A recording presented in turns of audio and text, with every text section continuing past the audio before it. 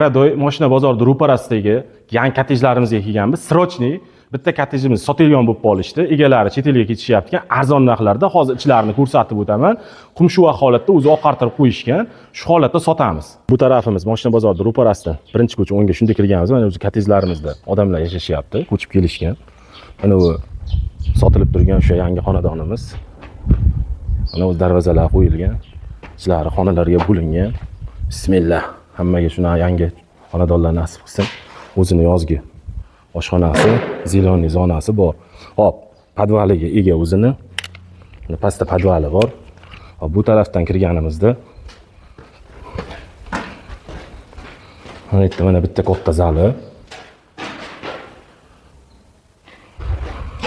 Bu tarafda o'rtada mana holi bo'ladi. Bitta yana bitta xonasi. Arkada o'zini mana xos devori bor. Bu tomonda yana bitta xonasi bor. Hop. Mana yana bitta xonasi. Mana bu o'zini ichki sanuzeli. Mana bu yana bitta xonasi bor. Hovliga qaragan. Bu tomondan aylanib o'tsa bo'ladigan qilib uyda orqa tomonidan yana bitta xot tashab ketishgan. Bitta yana bitta sanuzel. Bitta yana bitta katta xonasi, oshxona.